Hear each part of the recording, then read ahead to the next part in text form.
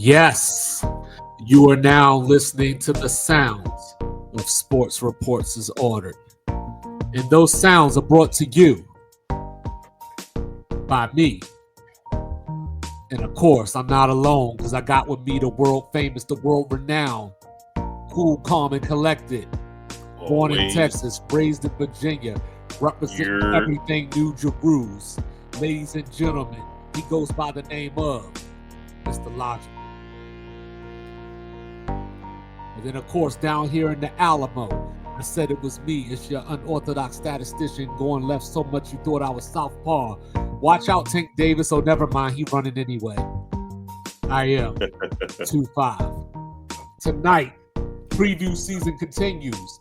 Big 12, and we got the SEC coming to you on Friday. So let's do this the right way. We are everywhere you get your podcast. We are everywhere streaming. Like, review, subscribe, rate, share, do all the free things. Do all the good things. Liquid Death's on me. Mr. Logical. So the Big 12, has some narrative problems. It has some location problems because as we look around, college football has these small towns, Alabama, Tuscaloosa, Oklahoma, and Norman. But when you get to the Big 12, it gets real barren. You got Manhattan, Kansas. So cool that they got to call it the Little Apple. You got Lawrence, Kansas. You got Waco, Texas, Lubbock, Texas. Stillwater, Oklahoma, and even Colorado. They don't play in Denver. They play in Boulder. So, real quick question for you. Do you think that lack of big city, besides, I guess, UCF in Orlando and Arizona State just outside of Phoenix, do you think that plays a role in the perception of the Big 12? Not really, because in those small towns, you can pretty much lock in the entire community being involved in the team. If you think about Happy Valley, that's not a very large city in Pennsylvania for the Big Ten.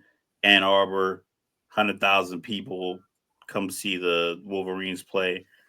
I think those smaller towns, I believe there's more connectivity to the team in the town. So I don't think it hurts them at all. It might hurt them potentially in recruiting, but we're going to talk about Texas Tech and that Western Texas oil money. They're willing to outbid whomever. So Lubbock may be a small town, but the bank accounts are huge, and their supporters and their boosters have big bank accounts. So that can make your town look like the biggest city in the world if you got enough money flooded into it. Vegas is not that big of a city, but when you go there, it looks like it's a grand city. It depends how much money you can flood into it.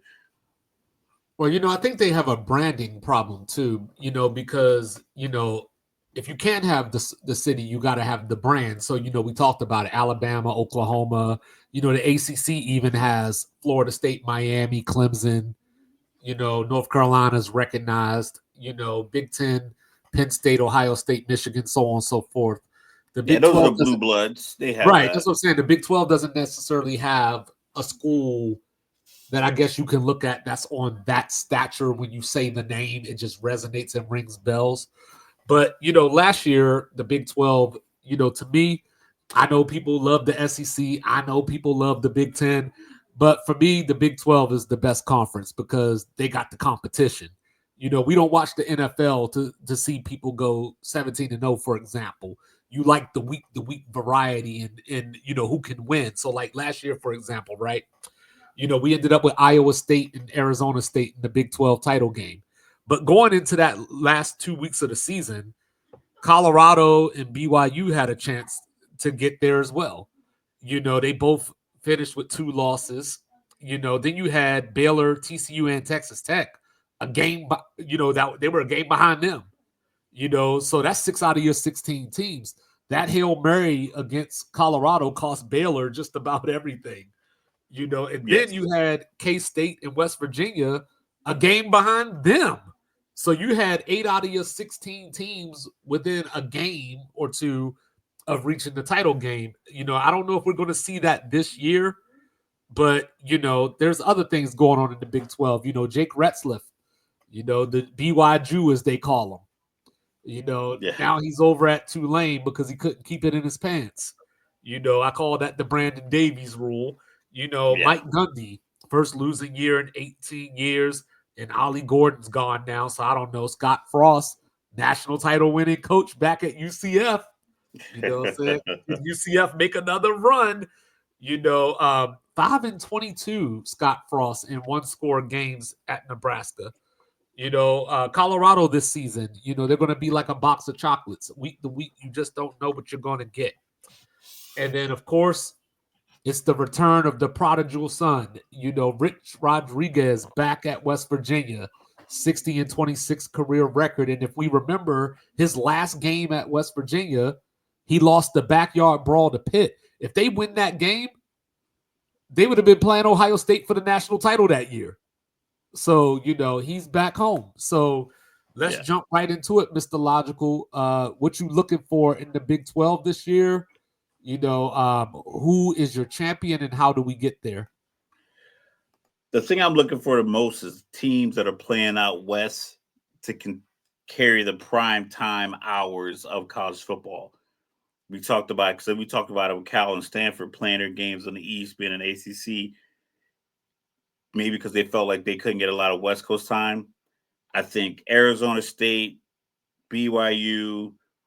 I'm a little down on Colorado because I just don't feel like they have the horses or mainly the muscle to keep up with and make up for what they lost with Shador and Travis and LeJontay and Horn and just all the other pieces that they lost in the NFL draft. I like Kansas State. I like teams that return their quarterback. Oklahoma State always seems to be a good team. I think they can recruit Oklahoma and Texas well. I like the, like you said, like it's more parity. Obviously, I like Utah. It's one of my favorite states in the union. I think they always are a team that they just retool. They don't have down gears. They keep continuity with Kyle Whittingham. He keeps the staff. He keeps people together. They have a great recruiting pipeline between Florida, Texas, and the California JUCO route. So I think they just constantly bring in talent. They got a couple of guys from down south that play wide receiver. I like what a lot of teams are doing. I like that it's not flashy. I like that it's not all just NIL money. I know, like I said, Texas Tech, they've been talking about throwing a lot of NIL money at players, but I think that Texas Tech's competition is other schools in Texas. I don't think they look at winning the Big 12 as the creme de la creme of their season. I think they look at, did we out recruit the other Texas schools? Did we win the state of Texas? Because people have been talking about for years. Anybody you meet from Texas, they will say something like, "Listen, Texas, we could be our own country. We could be our own country." So I think winning Texas is more important for Texas Tech. Subsequently, having enough talent, you should be able to, translate that to winning the Big 12. So I think they're probably like the only school that's really flooded with NIL money. Houston, for some reason, always seems to lack the talent. I'm like, you're in East Texas, big city, you should be able to get the same talent. Fifth biggest city in the country to be exact. So Yeah. I don't know what's going on there. And they haven't, necessarily been a national player since the days of Andre Ware, and that was, Doesn't make back when any I was still sense. in elementary school. They can recruit Louisiana, Arkansas, and East Texas and fill the team. Like literally, you don't even need to fly. Just get a van, couple of coaches in it, have them drive East Texas, in Arkansas, down to Louisiana, back down to Houston. Hey man, we got 83 guys. Just in that bunch right there, you can get 83 players. And I mean, and that's within crazy. reason, obviously. And that's crazy because when you look at the basketball team, they just played for the national title this year. They made a Final Four about 4 or 5 years ago. In the last 5 years, they've won more games than any other team in college basketball. So I would have to imagine that it's just a lack of focus and a lack of investment, is what it comes Investment down to. continuity. Like I said, we talked about Utah. Whittingham's been there for what? If I had to guess, 20 years. 24 seasons. Yeah, something You like know, that. Yeah. so because I know he was definitely there with the same coaching style, the same tenacity when I got to Utah in 2006. He was coaching that way, So it's like Right. that's just a lot of time spent with an organization. I like Colorado's coaching staff. Obviously, I'm a big Dion fan. I like that he keeps bringing in NFL guys. I mean, Hall of Fame guys to coach. It's just that you got to bring in some Hall of Fame recruiters too. Like you got to, like I get that you can get Warren Sapp to teach, some defensive tackles his moves, but you also would probably want to recruit a guy like Warren Sapp, not just a guy that you think Warren Sapp can just teach to be good. You want a guy that can just come in and be dominant, and this Hall of Fame tutelage will just advance that his ability. Yeah, so I got a couple of coaches that I'm looking at the hot seat for. I'm looking over at Arizona, Brent Brennan. So it's one of those things, right? He came from San Jose State. It was a last minute hire after Jed Fish surprisingly went to Washington. You look back at it, he was 34-48 at San Jose State. Now, San Jose State has not been the beacon of success when it comes to college football. So I don't want to necessarily look at the overall record to make a judgment, but I got my guy, from Navy, Ken Nia Matualu, went out there last year and won some games. So it makes you wonder. I look at Scott Satterfield, over at Cincinnati. I wonder if I'm going to induct him into my Tubby Smith club. He was great at Appalachian State. Came in Louisville year one with the players that were there, looked great. And ever since then, it's been a whole ball of mid. Yeah, So I got him on the hot seat. If Cincinnati doesn't make a bowl game this year, he's out of there. And then the surprising one, not necessarily surprising, but you might not expect me to say this, but I'm going with Joey McGuire out of Texas Tech, because now that Texas Tech is putting all this money, you got to get the results now. It's one thing to have the talent.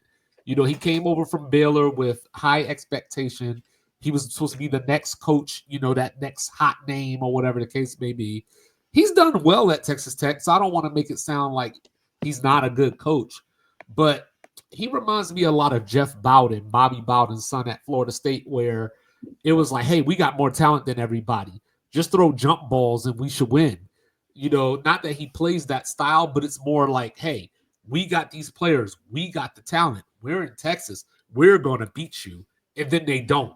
So now yeah, that you got all this money going into the transfer portal, got to see some results. yeah. And the money in the it's not even subtle. Like they have a general manager. He came out and said it. Like, listen, if a school is offering the guy 300 to 400,000, we're offering 700 to 800,000. I'm paraphrasing, but that was essentially what he said. He was like, whatever they're offering, we're going to offer more to ensure that we get this guy. And like I said, it's East Texas. It's a great program, popular program. Patrick Mahomes' NFL success is probably helping drive the recruiting needle. Um, but yeah, it has to translate into wins. And you talked about the Hail Mary, Colorado and Baylor, or even the fumble at the goal line. Like little things like that when you're in a competitive league can really change it. Georgia and when we get to the SEC, Georgia, Bama, LSU, some of these schools they might just basically bank themselves 9 wins just off looking at the schedule, looking at the talent deficit that other teams have when they walk to their building. They could probably knock themselves, 9 wins. A lot of these other schools, it's hey, best case scenario, we're 9-3, 10-2. Worst case, we're 7-5. And 7-5, you're missing out on championship opportunities. We saw Arizona State fourth down, they stop Texas, they move on.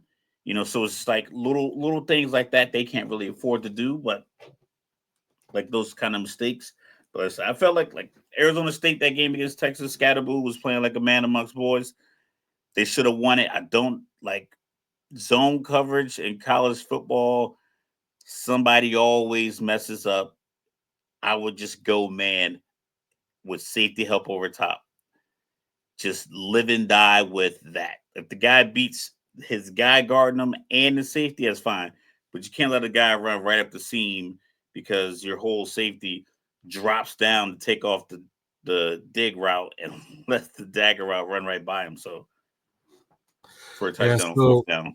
so taking it from the top, alphabetical style, we got Arizona, who I was just talking about a little bit ago. So this is what scares me about Arizona. I've seen a lot of people picking them to finish in last. I don't have them quite last. I got them about fourth from last. But as I was looking at it, something that scared me, we were talking about the Detroit Lions and talking about that continuity of, hey, they lost both coordinators, but, the engine is there. Dan Campbell, the motivator, and the guys that they brought up, were in the system. Whereas Right. Arizona, on the other hand, it was year one. They don't have one coordinator coming back to include special teams off of a team that went 4-8. So that's what tells me that the coach is in trouble because drastic times call for drastic measures. Ted McMillan is gone, and I hope that Noah Fertitta doesn't take him for granted because if you look at Noah Fertitta last year, he went 18 touchdowns, 12 interceptions, didn't, get to 3,000 yards passing. The year prior, 25 touchdowns, 6 interceptions. So, okay, I'll chalk that up to a new system. Maybe you're Okay. getting used to a new system. So that's your year to get engaged in that system and maybe you look better this year. But this was the thing that stood out to me about those numbers. He had 97 more passing attempts the year before, but only 189 more yards in those 97 attempts. So that's where I'm kind of looking at it like, okay, now I gave you That the could be system part of the back. system because it's like the year previous, he probably knew I could look this route off. This route's gonna be open, or it maybe just a little bit more simple. Maybe this new system was too complex, too many checks, too many option routes, things of that nature. There's probably a lot of levels to it, but you could lean on the success that he had as a younger quarterback going 25-6, that you're more likely going to get that kind of production going forward. But like you said, losing all your coordinators, that's either a sign that the writing's on the wall for the coach or he was not a good person to be to lead them. Because at 4-8, I would think your pride would make you want to come back and remedy that. I mean, you're in a good place. Tucson, Arizona is a great city, great state.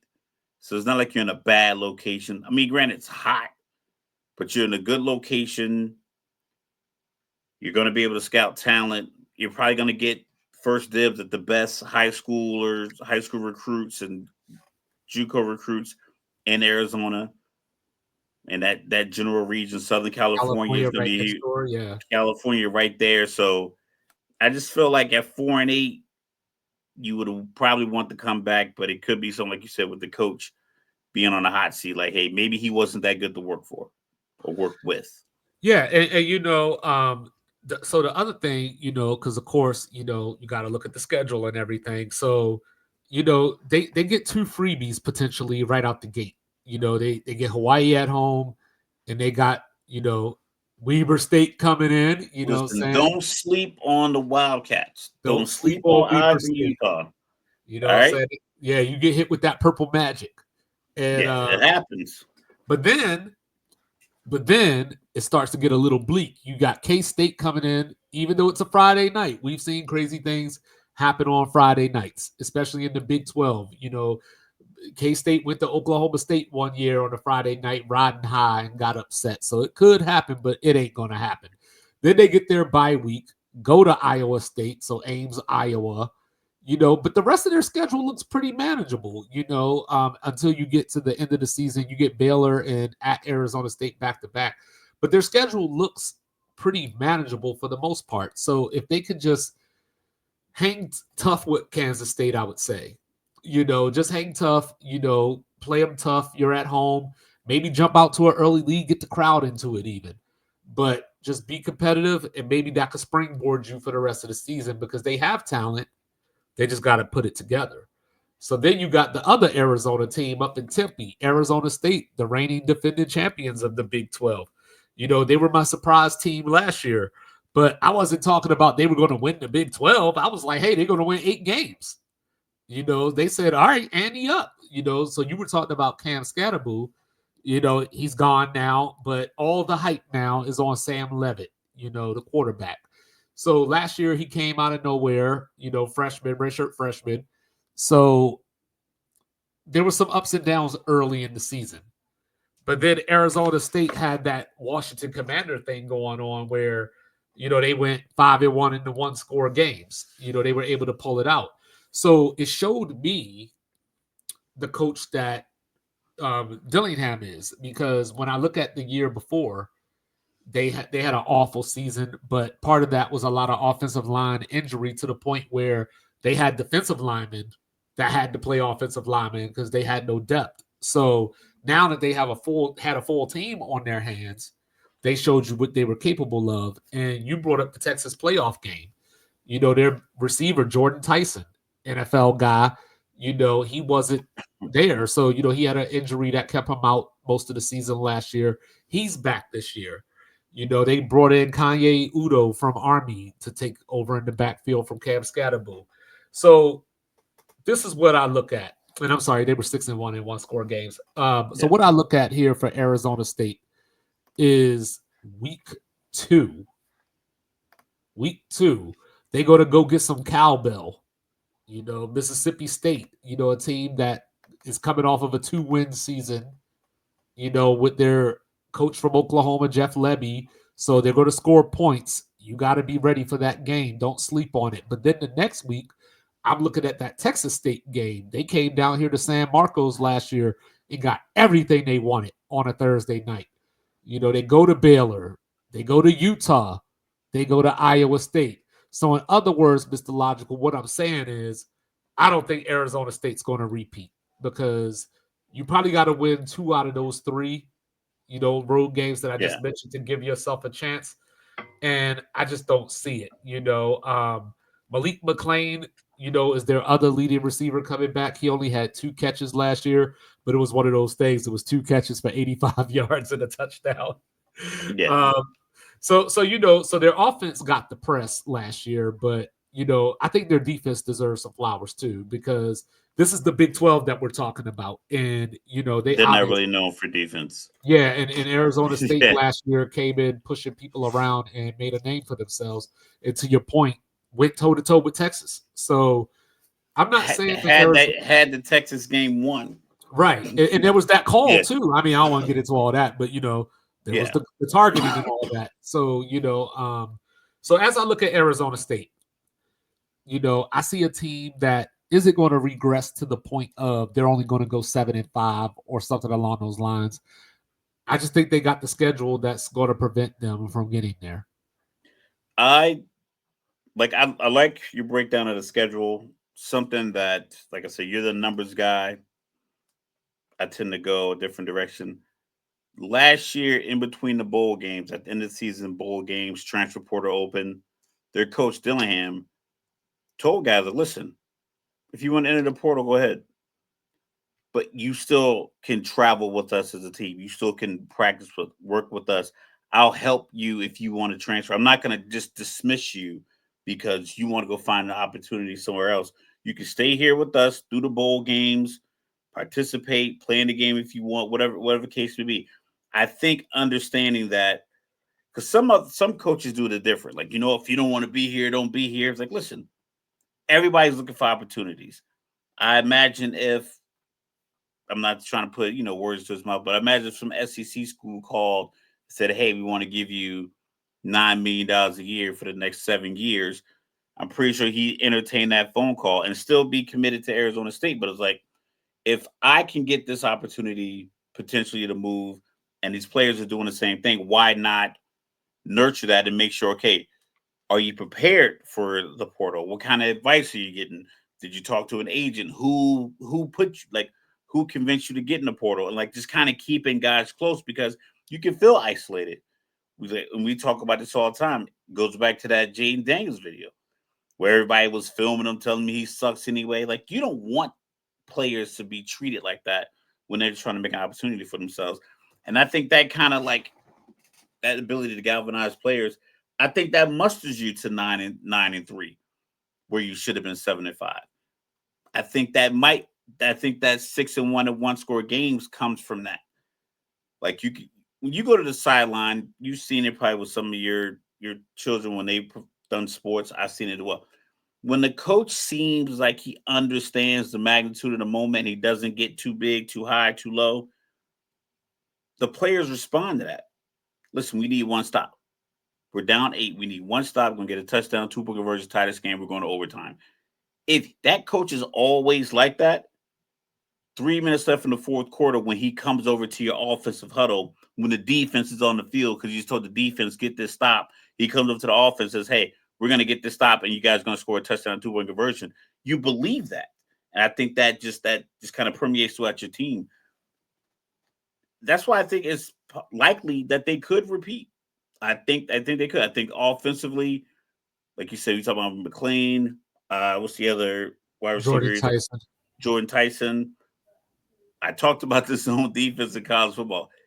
Some guys are just not paying attention and they're looking over the wrong shoulder, and guys are running wide open down the field. And Levitt has the arm, the experience to take advantage of that. Yeah, and you touched on something that I would like to respond to.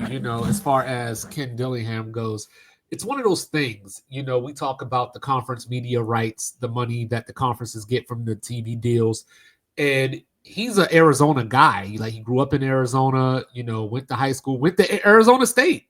You know what I mean? But it's one of those things, like you said, at some point when Arizona State can only offer you, $6 million, I'm just making up numbers, $6 million or so, and then somebody comes through double that. I mean, so it kind of, those are the things that kind of make me mad as well, because I know people get upset about the transfer portal and everything. But yeah. when I think of like when you're a coach that supports the players, then I tip my cap to you, because a lot of coaches treat the uniform that players wear as if I gave you the talent to wear this uniform. It's like, no, you gave me the uniform. I came here with talent. You gave me an opportunity, and I respect that. But somebody else is going to give me one as well. Like, it's not dismissive of you, but it's like somebody else is giving me an opportunity. Yeah, as a wise man once said, I gave you power, I made you buck wild. So we got Baylor, Coach Dave Aranda, he saved his job last year. He was one of these coaches that came into last year on the hot seat. You might remember him from the LSU national title team, with Ed Orgeron. He was the defensive coordinator there. Baylor had a hell of a year last year. Like I said, they finished 7-2 in conference. They were 8-5 overall. That Colorado game kind of determined their fate, if you will. But last year they brought in Daquan Finn from Toledo. He was supposed to be the starting quarterback that was going to revitalize the downtrodden program. We turn around, Sawyer Robertson comes out of nowhere. Now all of a sudden Baylor has a quarterback that they can depend on. Now, correct. So he ended the season with a lot of momentum, but is Baylor out of the woods? Because as I look at Baylor, I see a team that could very well compete for this Big 12 title, but they still have a few question marks that I think need to be addressed. And I would like to take issue with the Big 12 for a quick second too, because I need Baylor, Texas Tech every year, as the guy that likes the rivalries and all that. One of the questions I got about Baylor, of course, is the schedule. Because worst case scenario, Baylor could start 0-2. They got Auburn coming in to start the season, and then they go to SMU, old SWC matchup. Baylor's won 13 straight against SMU, but they haven't played since 2016. So that's going to be one of those big things going up to Dallas. SMU coming off their playoff year last year, new inspired team. They're going to give you everything. They're going to give you everything. So you got to get that Auburn game. And I don't know if you saw this. I'll bring this up real quick, even though we're talking about the SEC Friday.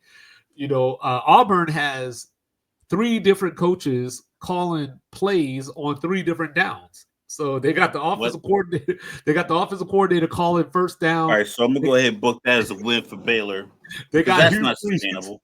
That's not sustainable. I know they got Hugh Freeze calling second down. They got another coach calling third down plays. Even though Hugh Freeze can override, Was that?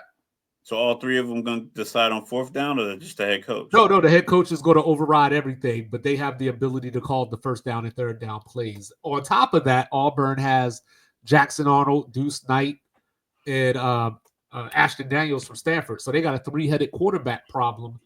Jackson Arnold, if you remember, he's the guy that Oklahoma told Dylan Gabriel to go take a hike. Said we got it from here. And it didn't work out. And I've been talking about for the last couple of years how I'm not impressed with this guy. So I got Baylor winning that game. What up, Residente? Said I think that Baylor can get that win just based off of all the, for lack of better words, dysfunction going on the Plains. That SMU game, though, I think looms very large. If Baylor can get that game, as I like to say, you're cooking with gas going into beating Samford, and then you set yourself up for a showdown with Arizona State on the 20th of September. You go to Stillwater. They don't do themselves any favors with this schedule, having two tough Power 5 conference teams, and then you get your proverbial, practice game. Right. The good news is, though, is that they play these teams that are going to be involved in the conference title race, and they get them all at home. They get Arizona State at home. They get K-State at home. They get Utah at home. At home. UCF at home. Yeah, so Baylor benefits in the way that Arizona doesn't, or Arizona State, as we were just talking about. On top of that, they got Bryson Washington back, 1,699 yards, 18 touchdowns. They got Kobe Prentice coming in over from Alabama, wide receiver, who didn't really get the time at Alabama. I think he's a very good wide receiver, but you're just fighting for minutes there. You know what I mean? It's a lot, you're 6 deep. So I think he could transfer portal for that one. Yeah, I think he could end up being their game breaker. So would I wake up in December and see Baylor in the Big 12 championship game and lose my mind because that wasn't supposed to happen? Absolutely not. If Baylor goes anything worse than 8-4, I'd be real surprised. Yeah, I like the faith you have in them. They were in the championship a couple years ago. Great play at the goal line. Like I said, sometimes when you have like a Texas football team, it is like a religion down there. So you're gonna have to deliver. And I think 8-4 could potentially get them fired, or and that's the problem with like. Well, I don't know. Like coming off of last year, you know what I mean. Like I said, they were pretty downtrodden before that, and they won 8 games last year. So if they can go 8-4, win the bowl game to get to 9, I think that's fine. Like as long as they don't go 6-6 or worse, I think he'll come back another year. We'll see. Your Baylor in the Big 12 championship game. Like no one had Iowa State and Arizona State last year, so yeah, I think the consensus Angels in the outfield. Colorado. It's going to be Colorado versus someone, which is probably what the consensus was last year. Yeah. But we also had that panned out. So we got BYU. We talked about the BYU. He's over at Tulane now. So who's taking over at quarterback? The one and only Bear Bachmeier wearing number 47. And I don't know how the naming conventions in that family works because you got him, you have his brother Tiger on the roster, and then their older brother Hank, who played quarterback for Boise State and Wake Forest. And I'm sad to say he walked into Tallahassee Doak Campbell Stadium, their brother did, and beat Florida State a couple years ago.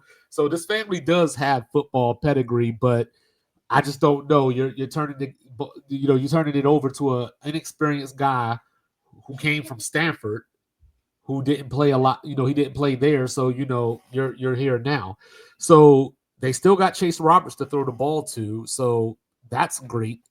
But they lost Keelan Marion to Miami. He was the speedster return guy. Reminds me a lot of Clay from Utah a couple years ago. Reminds me a lot of that. So they do play Stanford in week 2, so I know they get a win there. Their defense, They're bringing back linebackers Jack Kelly and Isaiah Glasker. 21 and a half sacks between them last year. Oh, I'm sorry, 8.5 sacks, 21 and a half tackles for loss. They're replacing the secondary, they're replacing the defensive line. But I believe in Kalani Sitake to field a decent enough defense to have them win games that they shouldn't. They should go 3-0 out of conference, looking at their schedule. It's not very tough to navigate. I mentioned the Stafford game. They also play Portland State and they go to East Carolina in the mythological, why the hell is this Power 4 team going to this G5 stadium game? Yes. And then, but the big BYU is also flooded with a lot of older players. There's a lot of redshirt seniors, a lot of yeah, redshirt juniors, a lot of guys that do their mission, so they come back at 21 and they continue playing football. So I think even starting the young guy, Bear at quarterback, the 47 is weird, but he's a speedster. He can move. He's probably strict dual threat quarterback. But yeah, they have size and a lot of essentially grown man strength in comparison to their opponents. A lot of the players are probably closer to 22 or 23. We know we're seeing a lot with the transfer portal, but this is a staple of BYU to have players of that age. So the maturity, they don't get dumb penalties, they don't get showboating penalties, you know, unnecessary roughness, unsportsmanlike conduct. A lot of those penalties don't, so they don't hurt themselves. Very mature team. So I think that in of itself will help the any young player they have on the team, because there is a 23 or 24-year-old in your huddle with you or in your position group that's going to get you to come back down to earth and just keep you more even killed, because they have a talent edge as well too, because they recruit Utah well. We talk about the Polynesian and the Pacific Islander connection that BYU has, so you get a lot of size speed combinations, very similar to the SEC, where you have a guy who's 6'2", 320, but he also runs like a 4.89 40. Is like, guys aren't supposed to move like that. BYU gets a lot of guys like that. Yeah, and like the back half of their schedule isn't so friendly. They get the Holy War on October 18th and then go to Iowa State the week after. They get a bye week after that, but then they go to Texas Tech. They come back home for TCU, so they could legitimately go 0-4 in that stretch. But of course, the game that I have circled on the calendar is 9/27. The game at Boulder, Colorado. They just happened to play each other in that bowl game last year, and BYU smacked them up and down the field. So I imagine, Colorado's going to get a whole bunch of watch these videos that week, and they're going to come out with a chip on their shoulder. Even though some of those players weren't there, you got Coach Prime, Sapp, Marshall Falk, so on and so forth, with they're in your ear. They're in your ear trying to, tell you about the importance of that game and getting your lick back. So BYU, not a contender this year. I don't think they can repeat their +8 turnover margin from last year. Some of these things just aren't repeatable in that way. Even if they win the turnover battle, it could be +2. But trying to get it back to that +8 range, which they would probably need to be a contender again, I think that might be asking a little much. So I brought up Cincinnati, Scott Satterfield.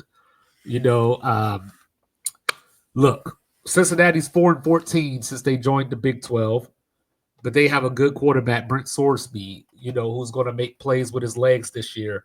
They lost Corey Kiner, their leading rusher from last year. They lost their top 4 wide receivers, but Evan Pryor, remember that name, Evan Pryor is coming in at running back.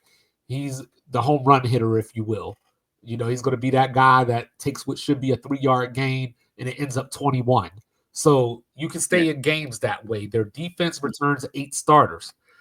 So I think that if I could handicap them in a way, I would think of them as what I thought Kansas was going to be last year. I thought Kansas was going to have a chance to make noise and, the ripple effect, not necessarily win the Big 12, but just make a lot of noise and cause problems for the contenders. So I think Cincinnati can fill that role if Scott Satterfield can get his head on straight. I'll just say that.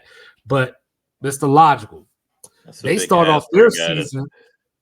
They start off their season on Thursday next week in the games that Mr. Logical hate because they're going to play Nebraska at Arrowhead.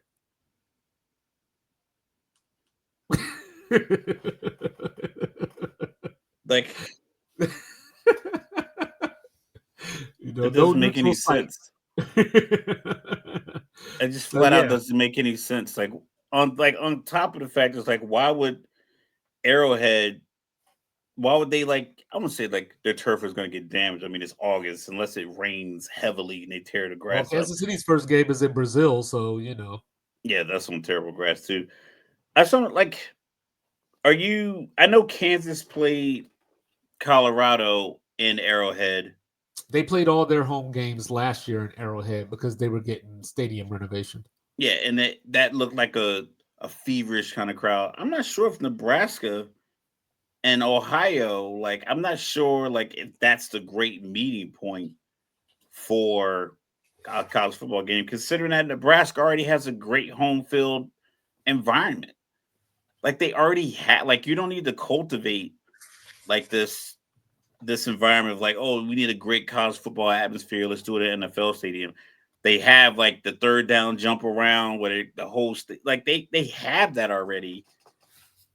They have like that kind of just real college atmosphere. Now you just got to Well, make this is people one of those travel. money things, right? Like we were just talking about that Josh Payton video where he was Georgia talking Tech's about going to get $12 million. right. So like in this scenario, I'm assuming, I don't want to, but I'm assuming that this was supposed to be a Cincinnati home game because Nebraska Stadium sits around 80,000 or so. So I don't think they would have moved it from Lincoln.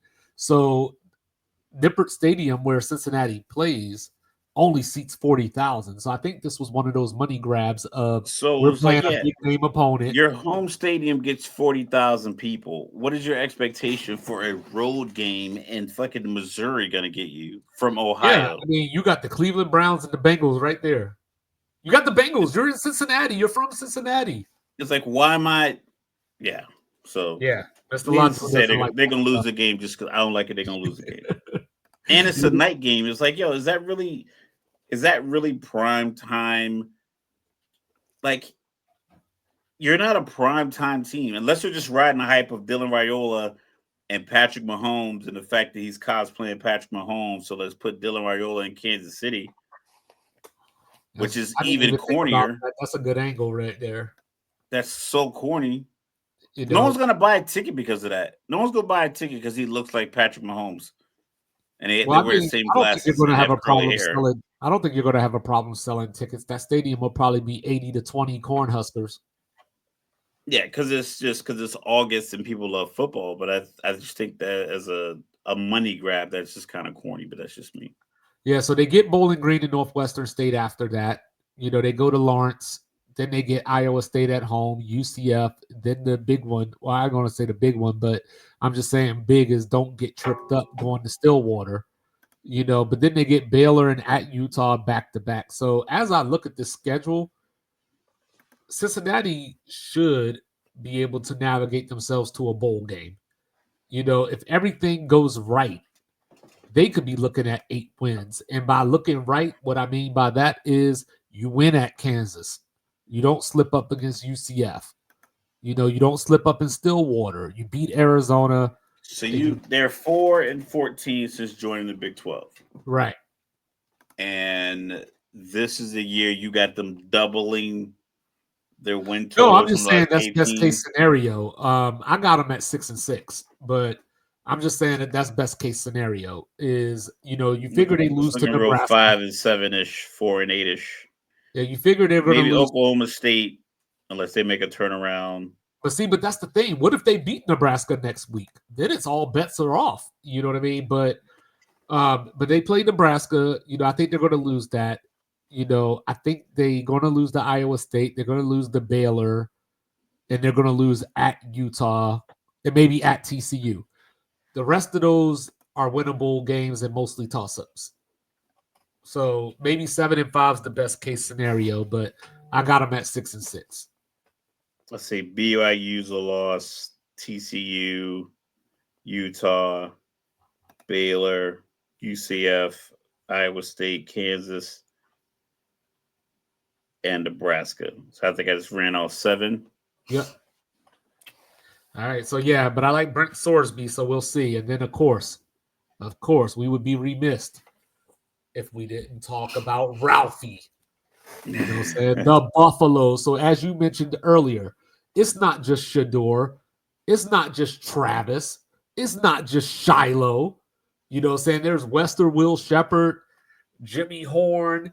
You know, they lost the running back, Augustave, you know, who wasn't necessarily a great running back in that way as far as getting yards, but I feel like him and Shiloh did a great job of setting the tone offensively and defensively, like attitude wise, physically wise. So, you know, and of course, you got this element of we got to play for Coach Prime. So, my guy that used to jump off the screen for Colorado, Nakai Hill Green, is at Alabama now. So now he's going to jump off of, you know, SEC and ESPN screens.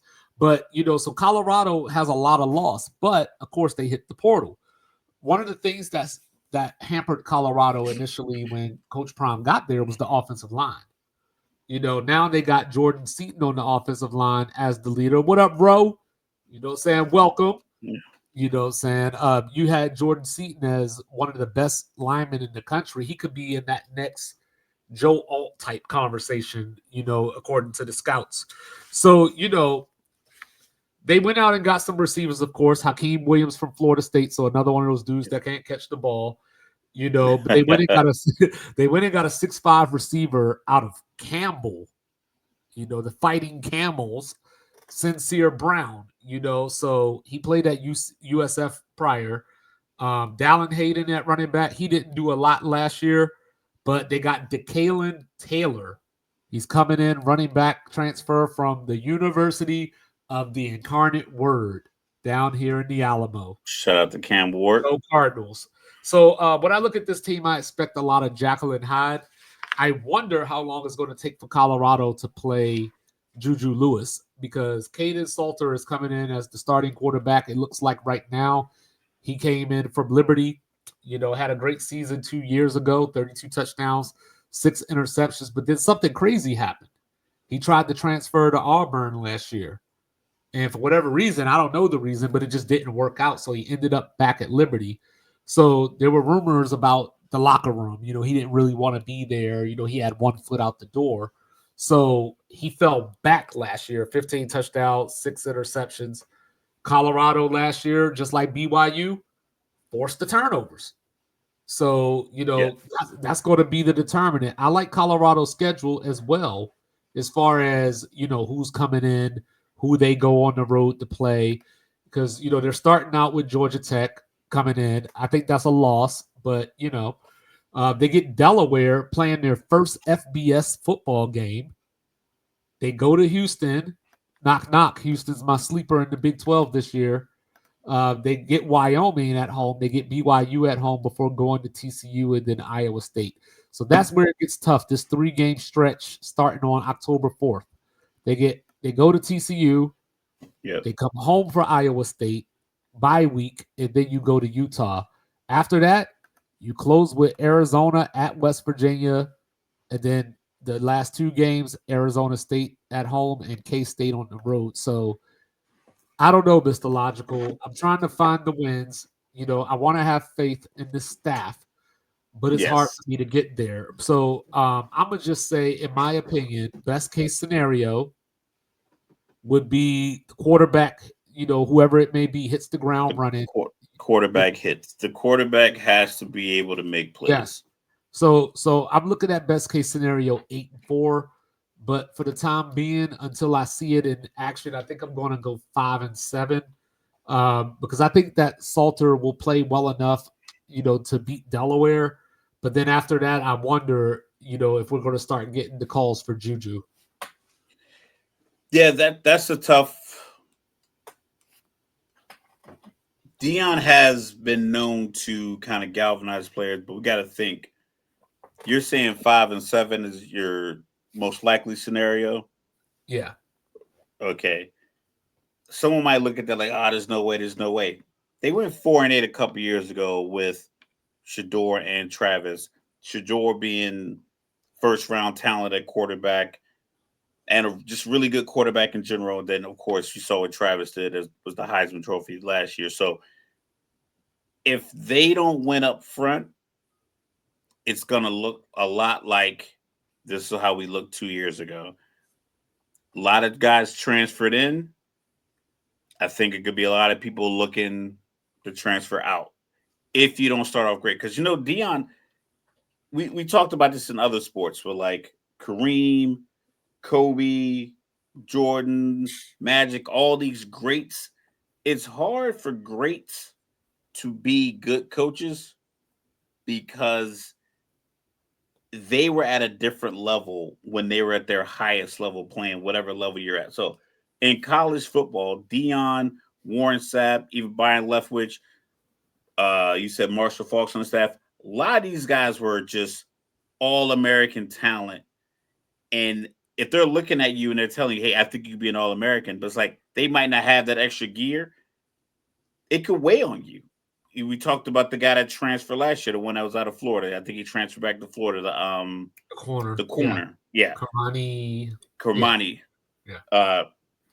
Dion probably was trying to tell him, like, listen, you have the talent to be as good as I was, and like riding him and try to pull it out. Maybe people don't respond that way, and I think if it starts to look like, hey, at 3-3, we're looking at like we're going to be 5-7. There's going to be a lot of people with their feet, headed towards the door. So I think that could be a problem for You Colorado. think Dion be They walking? got to win up front. You think Dion be walking in the locker room saying that these 2016 rappers ruined the game? I mean, he probably comes in there like an old head like me. And, it might rub people the wrong way. Sometimes truth hurts. But I got it Houston. comes with territory. Houston is my sleeper in the Big 12 last year in the vein that I was looking at Arizona State through. They got Connor Wigman coming in from Texas A&M as the new quarterback. He brings experience and grit, and he only lost his job because of upside. Marcel Reed was younger. He had the legs, and, it was just one of those things. Like, am I going to waste the season with this guy that's probably going to transfer out or be gone next year anyway? Or can I turn it over to the young guy, get him some experience? That's what happened. It's year 2 of Willie Fritz, who I think is probably at least a top 4 coach in the Big 12 right now. So they went 4-8 last year. Don't be tricked by that. They beat both Kansas State and Utah last year. So, it's just one of those things. I know Residente, double XL freshman, get out of here. I like their schedule too, because even though there are some tough opponents on their schedule, but Houston's weakness is their secondary. And when I look at it, I'm trying to figure out who affects their secondary. It's not Stephen F. Austin. Rice runs the wishbone. We're trying to figure out what Colorado's quarterback is going to be. Oregon State next. Malik Murphy, I'm not sure what he can do against, anybody of note. Texas Tech, okay, you stumble there, go to Stillwater. Maybe you slip up there just because you're a young team trying to figure out how to win. I think you beat Arizona. You lose to Arizona State. West Virginia is not going to throw the ball all around the yard with Rich Rod. UCF is still trying to figure out who their quarterback is. TCU is going to slice and dice you, and Baylor is going to slice and dice you. So I'm going on record to say that the same way that I said Arizona State was going to be my surprise team and go 8-4 last year, Houston is my 8-4 for this year. Dean Connors in the backfield. Let's get it done. I like it. Listen, when you talk college football, I tend to listen. I rarely argue. We need to get somebody in here that's going to argue with you. But I mean, like I said, like you said, if you feel like their pass defense is going to be their Achilles heel, maybe someone's going to exploit. I think Colorado is going to be one of those teams that's going to try to take the shot. I think Colorado looks at it like, hey, if we can get this deep shot, i.e., getting a 6'5" wide receiver in the transfer portal, if we can get this deep shot off, then we can impact winning that way. Like I said, Houston just has to show me Like they should be good. Like I feel all Texas teams should be good. It's just my opinion. It sounds Yeah, ridiculous, I but mean Willie I think Fritz is just a winner. they shouldn't be terrible. At no point should a Texas team just be 3-9 or just like you should be able to recruit your backyard, transfer portals, oil money, business money, whatever it is that was leading the pony excess with SMU 30, 40 years ago. That mentality is still ingrained into the state of Texas in regards to football. So I And think Houston should be better. But and if all you I'm have gonna a say is surprise, we'll keep an eye out for it. And all I'm gonna say is, don't forget, Willie Fritz was the coach that led Tulane to that victory over Caleb Williams in the Cotton Bowl. Iowa State, they made it to the Big 12 championship game last year. Mr. Logical, years like this don't happen in Ames very often. They don't usually get the type of talent that they had on the outside, Jaden Higgins and Noel last year. It was the first time that they ever won double-digit games. The last time Iowa State won a conference title was the same year that the Titanic went down. So yeah, Nuts. last year was a fluke. Nuts. So before I get to that, Matt Campbell, good head coach. I think he's missed the boat a few times where he could have left Iowa State and got a better job, but it's got to catch up at some point because I don't know how often you could get those type of players into Iowa State. Rocco Beck, good quarterback. We're ready to do this. 3,500 yards last year. Can they get back to the Big 12 title game? I'm going to say no. And, and I'm going to start off, I don't usually do bold predictions. I usually just say what I say and I don't think about how bold it is, but I'm going to call this one a bold prediction because people seem to like those words. So Iowa State starting 0-2. They got Farmageddon this weekend over in Ireland. And when they get back from Ireland, they got the Hawkeyes waiting on them. Now, granted, that game is in Ames, but they got the Hawkeyes waiting for them after that long trip across the pond, if you will. I don't know if Ireland counts as the pond or not. Why are they playing in Ireland? That's just what they do. Or I guess they got South Dakota in between. So let me rephrase. They'll be 1-2. I don't know. There's a game overseas every year to start the season now. So before it was Nebraska, Northwestern, and Ireland. Last year it was Florida State. I don't know why I said Ireland like that. It sounded like I was trying to be Ireland, Irish. yeah. Yeah. You had Florida State and Georgia Tech over there last year. Next year, Michigan and Western Michigan play in Germany. That was the post going around. They just signed that guy. I don't know how to pronounce his name, but it's Hiter, and they're going to play in Germany. It Sharon looks very Moore, close to Hitler. Yeah. Side note: Sharon Moore is going to be suspended for that game, but Iowa State is a good team that I think just last year things just went in their favor. The talent was on their side, but I could see Iowa State falling back to that 8-4, 7-5 range. Losing to Arizona State, losing to at TCU, losing to Iowa, losing to K State, and then just getting picked off by somebody that they shouldn't. That just somebody that has a little bit more talent, but maybe not the coach that Iowa State has. Yeah. So that's what I'm rolling with. Okay. All right, Kansas Jayhawks. Back home in Memorial Stadium, we talked about it earlier. They played their home games at Arrowhead last year. So Kansas was a wild story last year. I picked them, to be an upper echelon team. They finished 5-7. And they were sitting there at 3-6. And then they went out, they beat BYU, they beat Colorado, they beat Iowa State. What was going on in the state of Kansas? There was some crazy, like that was the first time any team had ever been that many games under 500 and then beat the teams that they back to back. Yeah, so it's very strange. I watched that Colorado Kansas game. Kansas looked like a 7-2 team in that game. Like they just answered every call that Colorado came with. I believe Colorado was down a couple possessions, got the ball to Travis Hunter on a little bubble screen. He slipped a couple tackles, scored a touchdown. You thought like, okay, hey, this is where the floodgates open up. This is where Kansas goes back, change back to a pumpkin, and Colorado presses forward. This is when they go back to Oz.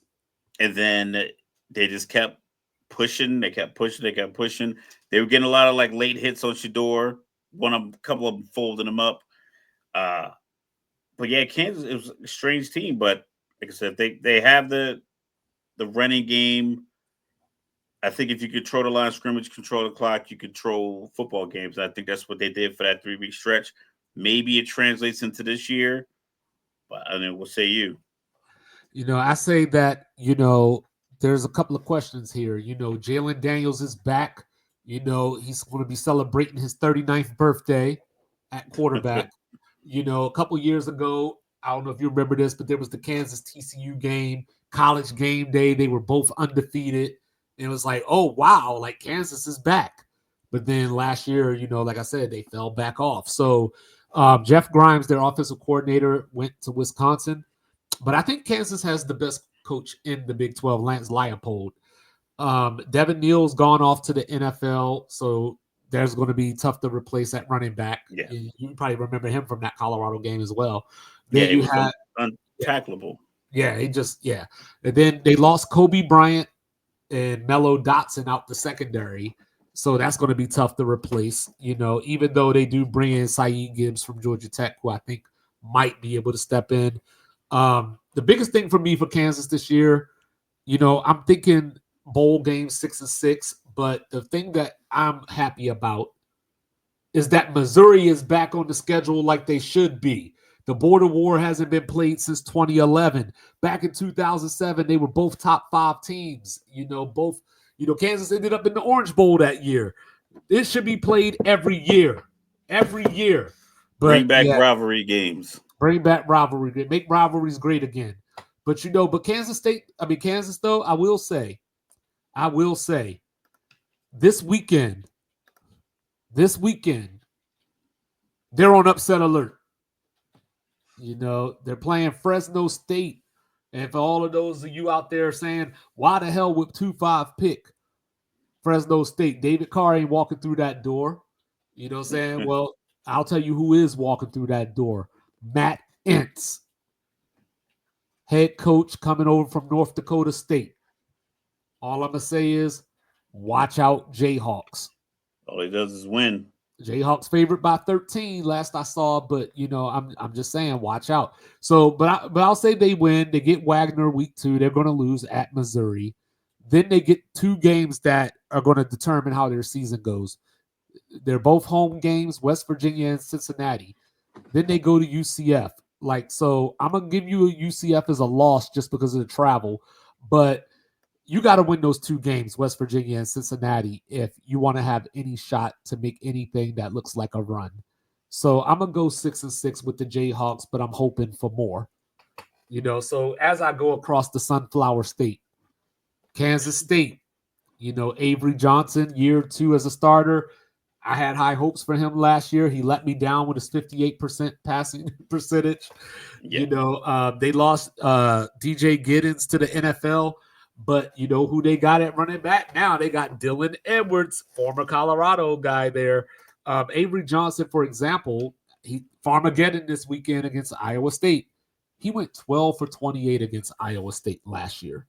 So, I'm looking forward to a bounce back there. Yeah, you got to do. But you got college football 67 to 70%. Yeah. And because your zones are wide open. Like you got to hit these guys that are wide open running through these zones. So if Kansas State doesn't win the Big 12 this year, I think Chris Kleiman is going to start hearing from the locals. I don't think he'll get fired. I don't think they will even fire him next year. But I think that bloom is going to fall off because if you remember, they actually won the Big 12 the year that TCU went to the national title game. They won that Big 12 title game and, got smacked by Alabama in the Sugar Bowl after that. So, I think the fans are feeling like, hey, look, we're one of the most consistent teams in this conference. We get talent, even though it's not necessarily top end across the board. You can always count on Kansas State for good secondary, sound special teams, and a running back. Those are the 3 things that you can always count on. And Yes. if Avery Johnson can take a step forward, this team is going to win the Big 12 this year. But He's that's getting a lot of hypes, doing a lot of interviews. I think yeah. he's on some, he's on some awards watch list because we talked about the parity in the Big 12 is it's the best the better players in the Big 12 are going to be highlighted for potentially Heisman and other trophies because it's going to be competitive. It's going to be, like you said, the most competitive. We don't think the ACC is going to be very competitive. We don't think the Big Ten is going to be very competitive. We've already kind of, we haven't done the SEC preview, but we understand like the Oh, cream, the the SEC creme is of the going to cream be of SEC is going to be it's crazy, going to be but a there's doozy. still but it's definitely still gonna be like 6 or 7 teams that just we can pretty much scratch off from the beginning, and then there's gonna be a couple of teams that are just gonna ascend. I think the Big 12 is one of those Don't teams that be just are taking going to be our fortunate. don't be taking shots at our guy Diego Pavia. So I didn't take Saying any shots. I didn't take any shots. I'm just saying saying he beat some. Bama and Auburn last year. You take And that now back. they have national championship aspirations. You I know, don't think anyone in the Big 12 is saying that stuff in interviews. I mean, like they're not ahead of themselves, and I think that's going to be part of how they conduct their business next season. yeah. So I got Kansas State starting 5-0 heading into Waco. Then we'll see what happens there. They got TCU at home the week after that. They get Texas Tech at home. The big one, they go to Utah. That's going to be the big one. That in that game right there might determine which one of those two teams, if not both of them, get to the the Big 12 championship game. So, Kansas State is at a crossroad because Oklahoma State was expected to be the new, Big 12 team that was going to take over once OU and Texas left. Going back to your point about the oil money, Yes. they were supposed to be the new leader in the clubhouse, and they obviously have been disappointing. Like I said, they finished 3-9 last year. So Kansas State has a chance, for lack of better words, to reach for the brass ring, and they can lead the Big 12 going into the 2030s. But we're going to have to see. But real quick, the last time Kansas State lost to Kansas, 2009. How about that for a Sunflower State rivalry? Yeah. Oklahoma State, we just talked about. Weird season last year. They had Ollie Gordon coming off the 1,700 yards, won the Doak Walker Award, and then he looked like a shell of himself. They had Alan Bowman, who was on the Brandon Whedon plan, and it just fell Yeah. apart. They went 0-9 in the Big 12 last year, but somehow they beat Arkansas at Arkansas. And I only say that Arkansas is not that good, but I'm just saying they won on a SEC road environment and went 0-9 in the conference. The brass ring is like, that's the leader, that's the title, man. So, Yeah. like I said, Mike Gundy gave back $1 million to be able to keep his job in Stillwater this year. I don't expect Mike Gundy to be this bad 2 years in a row. He went out and got Todd Grantham, former Florida defensive coordinator, to run the defense this year. But the offense replacing all 11. He still hasn't named a quarterback yet. It's down to Zane Flores and Haas. I imagine it's Heine, who came over from TCU with the offensive coordinator from TCU, Doug Meacham. So it's life after Ollie Gordon. I'm just saying, hey, matter of fact, go back and watch that those Bloods in Little Rock Residente. That was one of the shows that raised me on HBO. But Banging in Little Rock. yeah, banging in Little Rock. But yeah. Yeah. So Oklahoma State, I think it's going to be tough sledding. Just looking at the schedule here, they get their freebie, and then they go to Autzen Stadium to play the Ducks. They get Tulsa, so they should start 2-1 at the very least. It's probably They 1 and get 2. they get Baylor. 1 and Go 3. to Arizona, get Houston, Cincinnati. So that 3-game stretch at Arizona, at home for Houston and Cincinnati is going to tell the tale of the season because they go to 2 and Texas 4 to Tech the start. week after that. And then you got Kansas State later in the season, Iowa State later in the season, both at home. So I'm gonna just say, and I know Mike Gundy doesn't want to hear this, but if Oklahoma State finishes 5-7, I'm It'll be a impressed. miracle. I'm Yeah. impressed. So You go 0-9 in the Big 12 and you got to replace all 11 starters. And then you haven't picked a quarterback yet. So that means you didn't get a. So, like the old adage, if you have two quarterbacks, you don't have one. And I'm not sure Mike Gundy, he's been coaching there for a long time. yeah, And 18 years, I believe. yeah, it's some, like Sam Cook said, a change gonna come. And it might need to be sooner rather than later because he ran it back. And like I said, the way he handled the Ollie Gordon stuff last year, instead of just being like, hey, this guy messed up. We're gonna give him, his opportunity to redeem himself, so forth, yada yada yada yada. He like made like a joke of it. Like I'm gonna be running them. It Yeah, I'm just gonna give him 50 carries. yeah, he just didn't handle it well and just like understand the new dynamics of like how to operate in the media. That I'm a man, I'm 40, Well, he's yelling a all man that. and he's 58 now. Now That he's was fit. Yeah, 18 years ago. yeah, it was a long time. So So so do that's you think that's his that highlight. That's the highlight of his coaching career is that so, press so, so conference. do you think that with the way he handled that real quick, with the way that he handled that, do you think that I don't want to say contributed to how the season played out, but do you think that had an effect? Well, it's the opposite of how Ken Still a Dillingham man. handles situations in Arizona State. Like coaching is not just as a figurehead, your temperament resonates through the team. And if what you are providing the team energy wise starts to fall flat, they get rid of the coach. They don't get rid of the team. Like when leadership comes down, the owners or whoever's calling the shots for a team or an organization, they get rid of the coach. Like it's your job to make sure that the message is clear and it's effective. That way it's useful for all the players. You have a lot of players, a lot of coaches. If your voice is falling on deaf ears because your tactics or the way you handle situations is falling short of, integrity or good conduct, then I get rid of you. So back in the day, you could get away with just having some bad apples in your bunch and still win games, and like the Bobby Bell, and like, hey, if one of my kids get a good discount, I want to know how he got it. Yeah, that was cool in '99 and 2000. Not the same now. It's not the same. So, and Um, if that doesn't turn into wins, he's out of there. so as we come down the stretch here, we got TCU 13-11 since that national title run. Ooh, 65-7. Josh Hoover is back. The media seems to be in love with TCU. They seem to be in love with the frogs. All I'm gonna say is, tread lightly, tread lightly. Don't fall in love with the media, sweetheart. But then you had Quentin Johnson that year. You got Savion Williams drafted in the third round this year. Now you enter Jordan Dwyer. So listen out for that name. He transferred in from Iowa, roughly 1,200 yards last year. They got Kavorian Barnes, from UTSA. Go Roadrunners.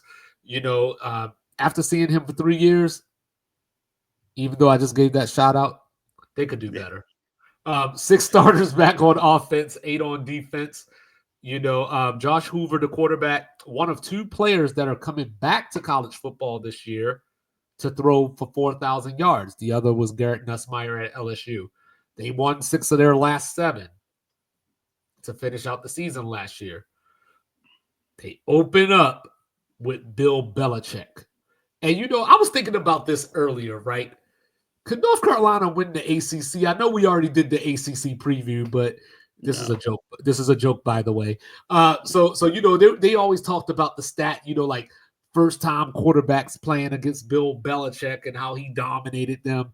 Well, he's playing everybody for the first time this Yeah, year. he's So playing a shit ton of rookies. So, like in theory, based off the way he operated as a pro, but he doesn't have a bunch of 29-year-old, 260-pound linebackers the way he liked in New England. Because remember, his thing was he wanted big linebackers. he didn't want sideline to sideline guys. He wanted thumpers. So he had guys, like the Mayo.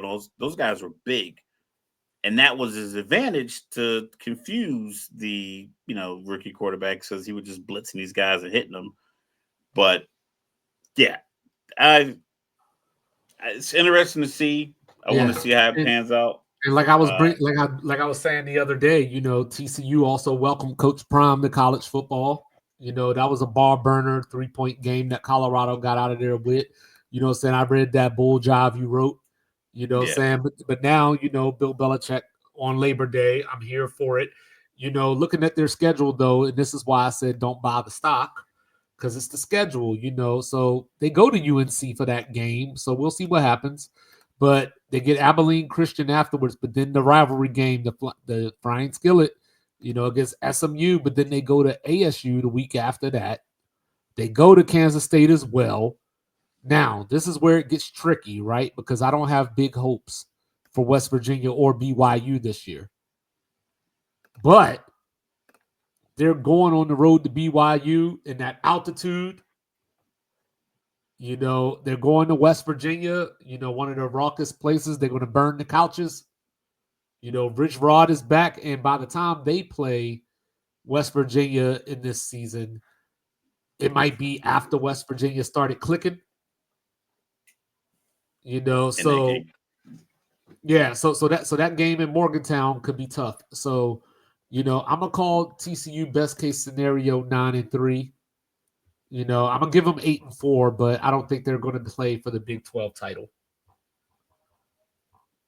8-4. So you're kind of riding like the media love as well, then, unless the Well, media love is 10-2. there's media picking them to win the Big 12, to play in the Big 12 title game. Like they're not ready for that. You know what I mean? Unless Josh Hoover. I mean, Josh Hoover's good enough to get them there, but I'm just not sure. They haven't been the same since that national title game. Like nor should they be. I mean, Yeah, it was a They, shellacking. that was that was beyond belt to ass. They got paddled to ass Yeah, like the old school. it changed how they picked teams for Yeah, the exactly. championship. So then you got the team of the hour, right? Contender or pretender, Texas Tech. Now, this is my problem with Texas Tech, Mr. Logical, and this has nothing to do with football. My problem is we always talk about how the hunters become the hunted. Well, Texas Tech is now the hunted, but they didn't do shit to become the hunted. You know, People talking about their talent, the transfer portal, and all this stuff. Like they got a target on their backs. I think. Joey McGuire, like I said, you got to get the results. I would say that Texas Tech is more Houston Texan than they are Buffalo Bill, if I had to break it down. So Baron Morton, quarterback back for another year, doesn't play well against good teams. He's one of those guys that, will light up West Virginia for 350 and then throw for 220 against Iowa State or something along the lines like that. Yeah, They brought in Quentin Joyner from USC, who was supposed to take over the running game now that Taj Brooks is in the NFL. Yeah, he tore his ACL the other day. So that's 7.6 yards per carry gone. They got Jacoby Williams replacing him. So on defense, two of the guys that I like that they got in the portal, David Bailey from Stanford and Romello Height from Georgia Tech. So I expect the defense to be a little bit better. Bryce Pollock coming in from Mississippi State, so on and so forth. They got a North Dakota State transfer coming in to play safety. And of course, University of the Incarnate Word, Roy Alexander, 1,108 yards last year. Shout out to the Cardinals. So look, Texas Tech, their schedule isn't friendly to them. They opened up with 3 gimmies, Arkansas, Pine Bluff, saying no shade, Residente, Kent State, Oregon State. But then they go to Utah. Go get some altitude. Get your bye week. Go to my sleeper, Houston. Go to Kansas. So yeah, you're looking at 5-1 potentially. You're looking at a 5-1 start, in my opinion, more than likely. But State then doesn't play well against the good teams. So you got I the know, one loss being Utah. yeah. But then that's the problem. They go to Arizona State. They go to K-State. And then they close out the year at Morgantown. Like I said, it's one of those things where I think Rich Rod is going to have that thing humming by the end of the year. Pause. Where like they're going to start out slow. They're going to, it's going to take a while to learn his offense. But by the end of the season, I think West Virginia on the road is going to be an upset spot. So best case scenario, the transfers get it clicking. They go 10-2. They win the Big 12. Best case scenario. I don't see 11-1, but I'll go 10-2. Best case scenario. I'm looking at another 8-4 here. So a good season, but I don't know if that's the season you want with all the noise coming in and out of Lubbock. I think anywhere from 8-4 to 8-4 to 10-2. I think it's a good season if the money is sustainable. If the money is predicated on winning the Big 12 and potential national championship, like if that's the expectation of the money, which I imagine that to some degree it is. But if the money is like, hey, we're willing to run this 2 or 3 years with this $1 million here, $1.5 million, $2 million here, if whoever's donating the money, if it's a sustainable pot of money, then I think it's a building block piece. And I don't think people look at it as a disappointment if they go 8-4. But if the expectation is win the Big 12 and get a spot in the final 12 and make some noise in the college football playoff, coming up short could, be damaging. But like I said, you can buy enough talent. It just, can your talent gel on the field? And that's the most important piece. Yeah. Arkansas Pine Bluff. Shout out to the homie Deja Grimes, by the way. Shout out. So UCF, they got that old thing back. I talked about it earlier. Scott Frost, national title coach from 2017 when UCF shocked the world. And I mean, we used to make fun of them and talk about how they claiming a national title. And we got the story yesterday where Auburn was claiming national titles from like the 1910s and all that kind of stuff like that. So that 2017 year was a very long time ago. Since then, here's a one score stat for you. Scott Frost as a head coach at Nebraska, 5-22 in one score games. So he did not look comfortable there as head coach at all. Oh, and he's been shitting on him too ever since he left. You know what I mean? Like, and that's the alma mater. So you know what I mean? Like, I think he just kind of felt like the leash was going to be a little longer, and it wasn't.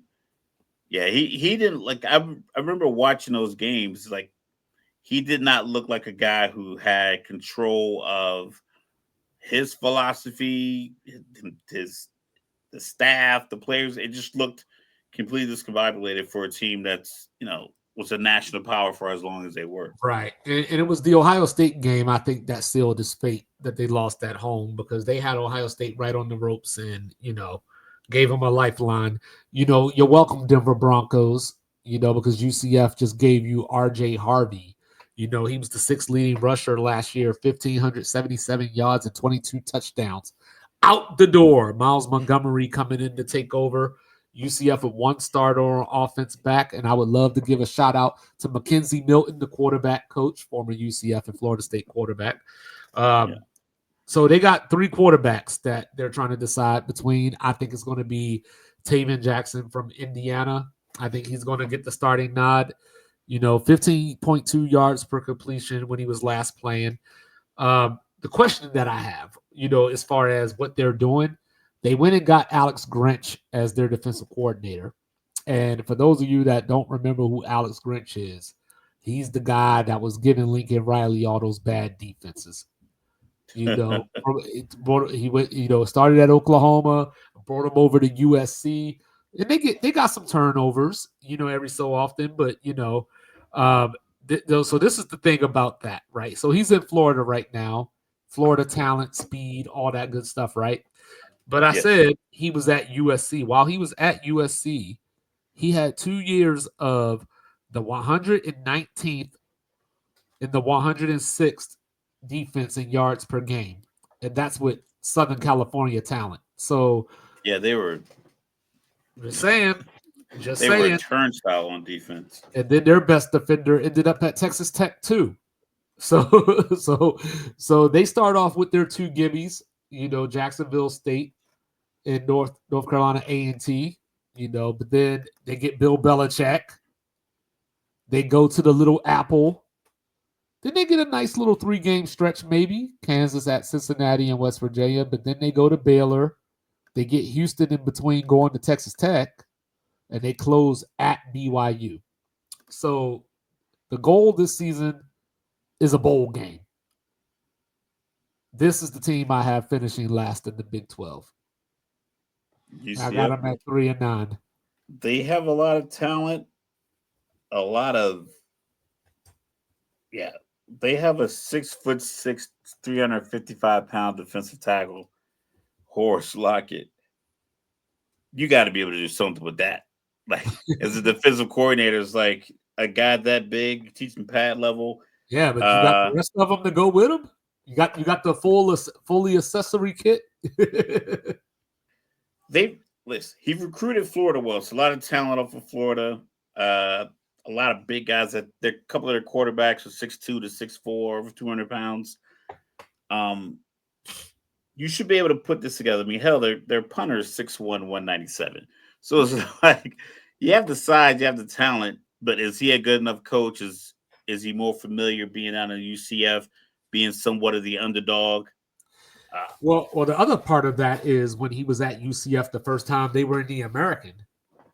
So they were playing your Tulsas and your East Carolinas and your Rice. You know what I mean? Like you ain't finding that over here. you got a couple of those kind of. You got one or two of those maybe layups. Cincinnati, maybe Houston. Iowa I State don't can't know. score. So like I don't know. if you get to 27 points on Iowa State, you're probably solid. I say wait till next year. You got your transfer portal. Can you get some of that Mickey Mouse money? Because they play in Orlando, so get some of that Mickey Mouse money and see what you can make shake after that. And then finally, Mr. Logical been waiting on pins and needles to talk some more about the Utah Utes. Absolutely. I think Absolutely. I think this is Kyle Whittingham's last year. They already named Morgan Scully the coach in waiting.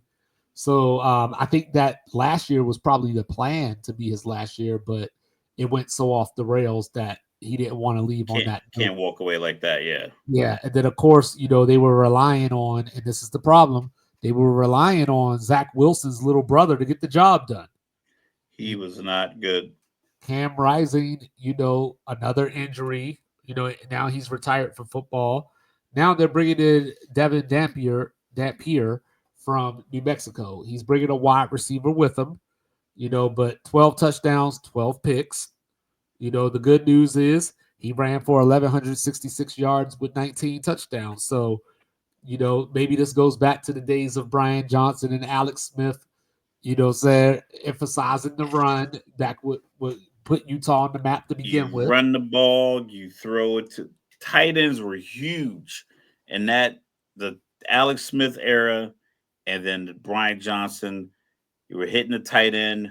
They were big up front. I remember I stormed the field in a game in 2008, the year they went on to beat Alabama in the Sugar Bowl.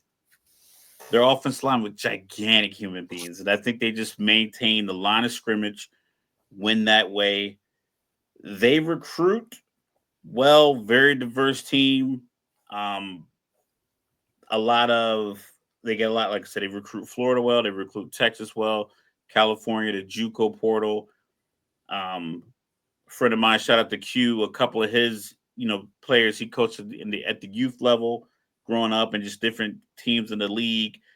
Few of those guys from Central Texas, like Dias, Abilene, Christian area, those guys are on the Utah team. So it's like they're getting talent from your football rich states, and on top of the fact that they are going to get first dibs for the most part at your better Utah players. Utah has a lot of prep football schools, a lot of high end football talent. they keep a lot of it in house because I mean Utah's a great place to play, great place to stay. The Too bad college, they the couldn't keep facilities Jackson Dart. couldn't keep Jackson Dart, but I think the glitz and glamour of California, that's where you lose them. A lot of Utah players end up at USC just because it's like, you dream of going to California. But yeah, I think their roster's solid. Like I said, I think the leadership's solid. They said getting the quarterback in the transfer portal is a dual threat, just keeping drives alive. Cam Rising was trying to do that, but the age and the injuries that he had, I, 2 years ago, I think he got injured trying to keep a play alive, going sideways, got pushed into the cooler. Baylor cut his hand. Then he tore his ACL later that year. He got injured in the Rose Bowl Rose game. Bowl. Mm-hmm. So he had so many compounding injuries. I think getting a and he's a big guy too, 6'4", 6'5". You can't have too many injuries when you're that big because he wasn't like ultra athletic because he was so big already. So like he was like a Roethlisberger. He needed to be coming downhill and sliding and not trying to go sideways and avoiding guys. And I think that's where his injuries came from. But Dampier, smaller quarterback, in and out of the pocket, get the ball to your playmakers. Like I said, a lot of speed on the outside, a lot of size on the inside. Yeah, I wish that they So still had Dorian Singer this year, because he would have been the perfect target. But, he's off to the NFL now. And, real quick shout out to these Irmo, South Carolina Little League All Stars. The sixth run comeback in the seventh inning, U.S. championship game bound. Irmo, South Carolina, stand up. shout out to you sports. Yes, sir. But Utah did, he's going to be starting from scratch. He's got his receiver from New Mexico State. They lost 10 of their top 11 pass catchers off of last year's team. And you know what happened the last time we saw a quarterback come from New Mexico State? Diego Pavia smacking around Alabama, beat Auburn 2 years in a row in Jordan Hare with two different teams. How about that? So Mr. Logical, we gonna find out real quick. We gonna find out real quick because Utah opens up the season with Nico going out to the With Rose Bowl. UCLA, like Nico hasn't really shown that he's the guy that's slicing and dicing up teams. He's a Well, good quarterback. I think he had a lot of talent around him in Tennessee. But Utah just plays a relentless. They just play relentless up front. Linebackers, defensive linemen, very physical in the secondary. A lot of blitzing. So if he can handle that, then hats off to him. But I have a feeling that the UCLA Bruins will take their first loss on August 30th against the mighty Utah Utes. yeah, so I got them 3-0 heading into that Texas Tech game, but watch out for that Wyoming game in week 3. Wyoming is not a very good team, but hey, they just clipped Texas Tech 2 years ago or 3 years ago. They had Texas up in there when they came down here. I think it was not last year, but 2 years ago maybe. It was 10-10 at halftime.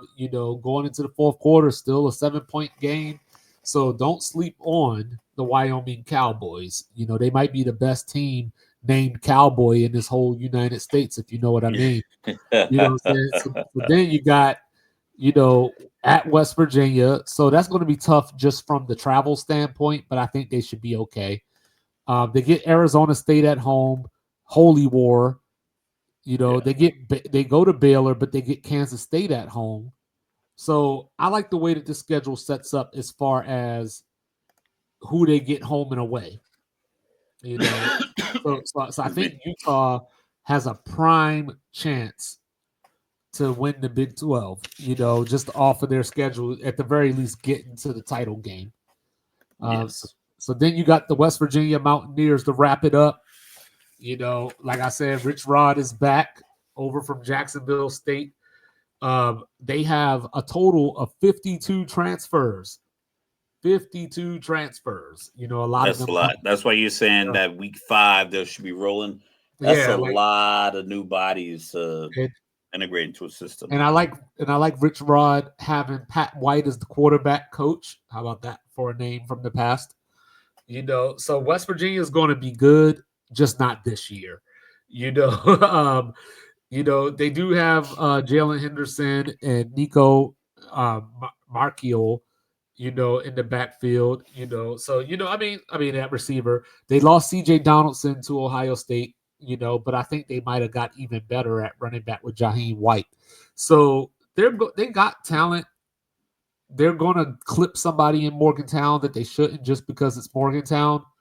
But I'm looking at West Virginia at about 4-8 this year. And then next year they hit the portal, get some top-notch talent in there to run that offense. And then it could be anybody's world at that point. So, that's all your Big 12 teams.